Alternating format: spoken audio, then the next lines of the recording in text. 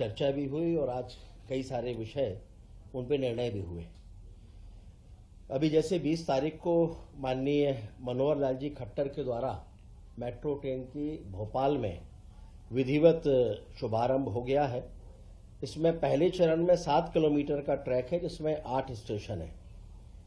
अब हम गर्व से कह सकते हैं कि मध्य प्रदेश में 2 शहर इंदौर और भोपाल दोनों में मेट्रो ट्रैक का नेटवर्क स्थापित हो गया है और इंदौर में अब 3.3 किलोमीटर के अंडरग्राउंड मेट्रो रेल प्रोजेक्ट को भी सहमति मिल गई है। इसके लिए हम सभी माननीय प्रधानमंत्री जी और माननीय केंद्रीय मंत्री जी का आभार प्रकट करते हैं। साथ में माननीय मुख्यमंत्री जी के उस विजन को भी हम सराहते हैं जिसके कारण ये चीजें शीघ्रता से संपन्न हो रही हैं। मेट्रोपॉलिटन एरिया का मैप भी 20 तारीख को लॉन्च हो चुका है जिसमें अभी 5 जिले रायसेन, विदिशा, राजगढ़, सीहोर और नर्मदापुरम ये भी इसमें सम्मिलित हैं। इसमें 12 नगरीय क्षेत्र और 30 तहसील सम्मिलित होने वाली हैं। कुल मिलाकर 2524 गांव और 12,099 वर्ग किलोमीटर का क्षेत्र इसमें सम्मिलित होने जा रहा है।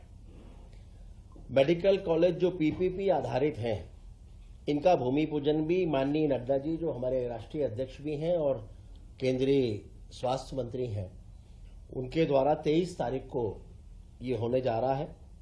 और पहले चरण में धार में पूर्वान्ह में भूमि पूजन और अन्य विकास कार्यों का लोकार्पण करेंगे और उसके बाद बैतूल जाएंगे और बैतूल में भी मेडिकल कॉलेज के भूमि पूजन के साथ अन्य विकास कार्यों के भी भूमि पूजन और लोकार्पण वो करने जा रहे हैं। एक ही दिन में 2 जगह, एक ही दिन में 2 सर मेडिकल कॉलेज कितने? 2 हैं। कल ही हो रहा है 23 तारीख को। और वृंदावन ग्राम के संदर्भ में आप सभी को विदित है ही कि ये भी एक बड़ी महत्वपूर्ण योजना मध्य प्रदेश सरकार ने प्रारंभ की है। इसमें ऐसे ग्रामों का चयन हो रहा है जिनकी जनसंख्या लगभग कम से कम 2000 हो और जहां गोवंश कम से कम 500 हो और इसमें स्थानीय प्रशासन के द्वारा प्रभारी मंत्री की अनुमति से विधायक से परामर्श के उपरांत ही इनका चयन किया जा रहा है। 230 में से 193 विधानसभा जो ग्रामीण है उनमें इनका चयन हो चुका है। 37 अभी बाकी बची हैं। गायों की संख्या के आधार पर चयन हो रहा है? गायों की संख्या और वहां की आबादी लगभग मिनिमम 2000 और गोवंश कम से कम 500 उसके आसपास होना चाहिए। आबादी का क्या 2000।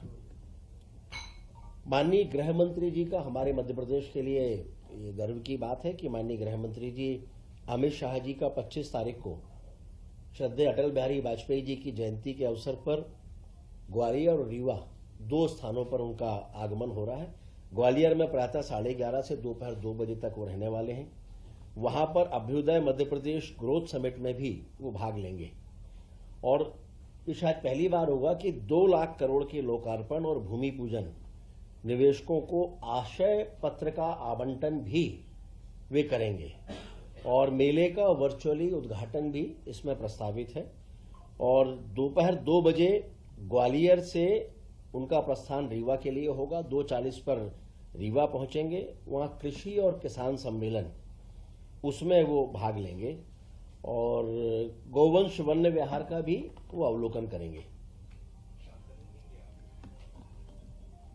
कैबिनेट में आज ये भी चर्चा हुई है, माननीय मुख्यमंत्री जी ने निर्देशित किया है कि अलग अलग प्रदेश के जिलों में जितनी भी महत्वपूर्ण समितियां हैं जिनकी अध्यक्षता प्रभारी मंत्री करते हैं उन सारी समितियों का गठन भी जिलों में चर्चा उपरांत हो जाए और उनकी बैठकें वो भी जहां जहां प्रभारी मंत्री की उपस्थिति में होने वाली हैं, जैसे रोगी कल्याण समिति है, जिला शहरी अभिकरण है और वृंदावन गांव अनुसरण समिति है, जिला विकास सलाहकार समिति है, इनकी बैठकें भी लगभग सभी जिलों में हो जाएं और जिन समितियों में मनोनयन होना है उनके बारे में भी आज ये निर्णय हुआ है कि शीघ्र उनमें मनोनयन भी हो जाएगा।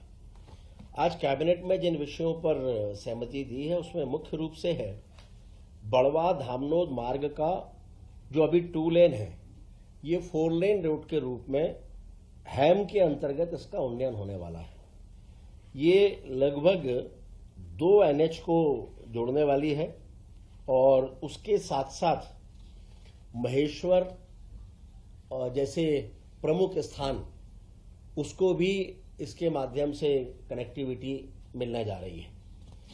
ये MPRDC के द्वारा इसका निर्माण किया जाना है और महत्वपूर्ण बात यह है कि इसमें केवल 60% राशि का संचालन ये 15 साल की अवधि तक सरकार को देना होगा और अभी मात्र उसमें 900 करोड़ रुपए के आसपास की राशि होगी जो दी जाएगी, बाकी 15 साल किस्तों में दिया जाएगा और इसमें आने वाले समय पर जो टोल नाके होंगे वो भी मध्य प्रदेश सरकार के द्वारा ही संचालित होंगे।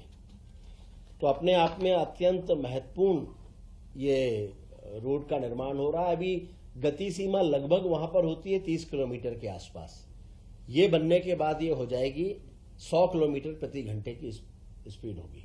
तो स्वाभाविक रूप से उस पूरे क्षेत्र को इसका अत्यंत लाभ मिलने जा रहा है। लगभग 2500 करोड़ के आसपास है, लगभग 63 किलोमीटर है। नहीं, आपको 15 आज के समय में आपको 15 साल में पैसा देना है तो स्वाभाविक है कि आप उतना कभी भी ये विकास का जो मॉडल ये पूरे देश में अपनाया जाता है, दुनिया में अपनाया जाता है।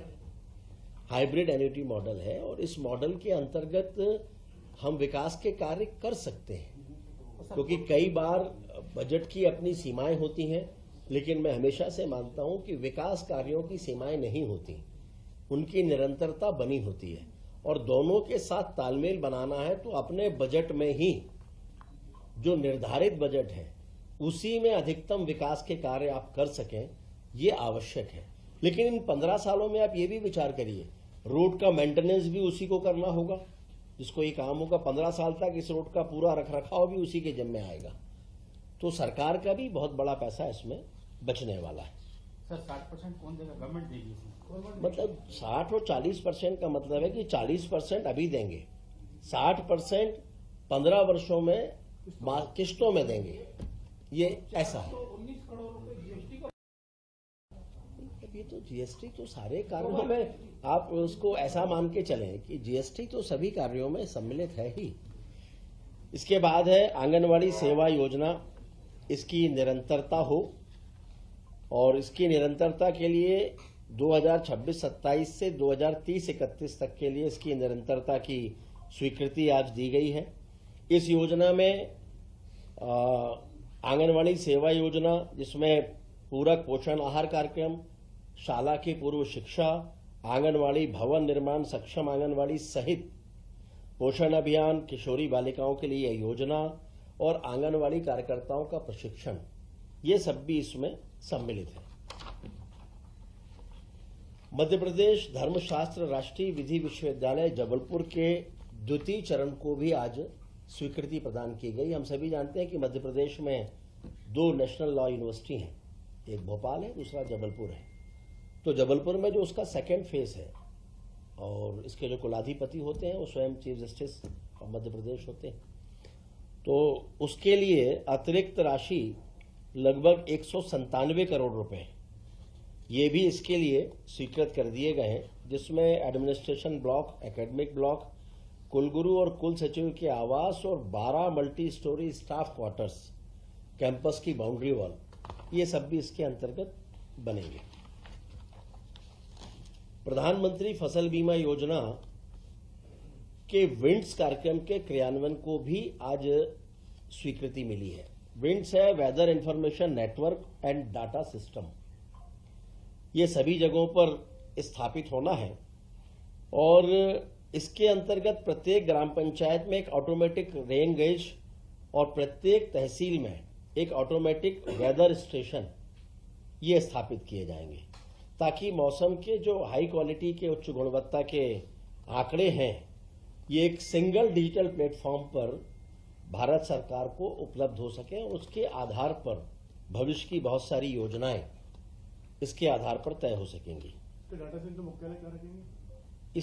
इसका जो मुख्यालय होगा वो दरअसल में वैसे देखा जाए तो जो यहाँ का मुख्यालय है भोपाल वही होगा और हर ग्राम पंचायत में इसका अलग अलग होगा और ये सारा डेटा एक तरह से कहें तो दिल्ली ही भेजा जाएगा। उसका मुख्यालय तो दिल्ली ही होगा, लेकिन इसकी मॉनिटरिंग भोपाल के माध्यम से होगी।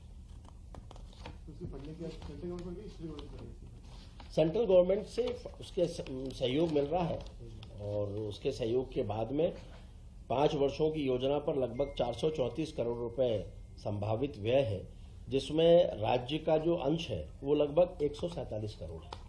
बाकी का केंद्र सरकार उसमें मदद कर रही है। तो ये वो मुख्य विषय थे आज की कैबिनेट के जो आपके सामने रखे गए हैं।